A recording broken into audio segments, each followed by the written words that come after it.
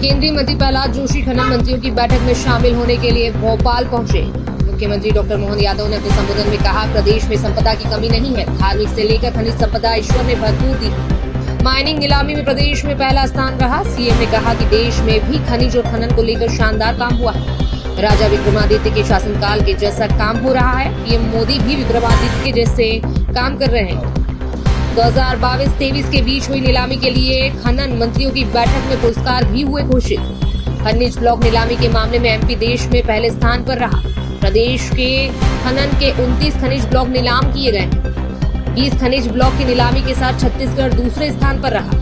कर्नाटक और आंध्र प्रदेश तीसरे नंबर पर रहे। खनिज ब्लॉक की नीलामी में एमपी अव्वल। सीएम मोहन ने कहा, प्रदेश में लिथियम खोजने की भी प्रयास जारी। हमारे यशस्वी कोल एवं खनिज मंत्रालय के माननीय मंत्री भारत सरकार माननीय प्रहलाद जोशी जी, जिनके नेतृत्व में आज ये खनिज विभाग की एक तरह बड़ा सम्मेलन हुआ और उसमें माइनिंग सेक्टर में सर्वाधिक सफलतापूर्वक नीलाम करने के कारण से पूरे देश में मध्य प्रदेश को पहला स्थान मिला है। और साथ ही साथ आपने माइनिंग सेक्टर में बहुत सारे सुधार किए, बड़ी भविष्य की संभावना भी है। मैं मान के चलता हूं कि जिस प्रकार से आपके नेतृत्व में हमारा खनिज मंत्रालय काम कर रहा है, इसका लाभ निश्चित रूप से हमको मिलेगा। आप बहुत सारे प्रकार से इसमें सुधार करते करते ऐसे कई प्रकार के प्रयोग और नवाचार भी कर रहे हैं, जिसके कारण से हमारी भूगर्भ की संपदा, जिसमें अलग अलग सेक्टर में बड़ी संपदा के साथ बड़ी संभावना छिपी हुई है।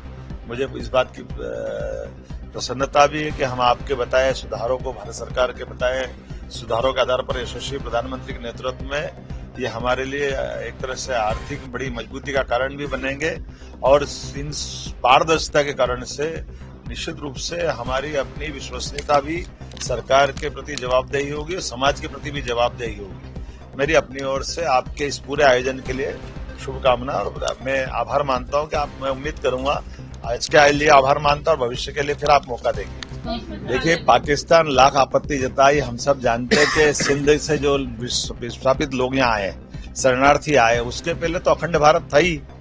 तो ननकाना साहब सहित जो हमारे अपने अतीत के अखंड भारत के हिस्से अगर रहे, उनको लेकर के तो हमारे लिए आज भी हमारा राष्ट्रगान में हम पंजाब, सिंध, गुजरात, मराठा, सिंध को अलग थोड़ी छोड़ सकते हैं। तो स्वाभाविक रूप से जब अयोध्या में भगवान श्री राम का मंदिर का एक तरह से प्राण प्रतिष्ठा हुई है और उस अवसर पर हमारा सांस्कृतिक अखंड भारत का सपना हजारों हजार साल से रहा है, तो कोई की आपत्ति करने से वो बात समाप्त तो नहीं हो जाएगी, वो तो अपनी जगह स्थायी रहेगी।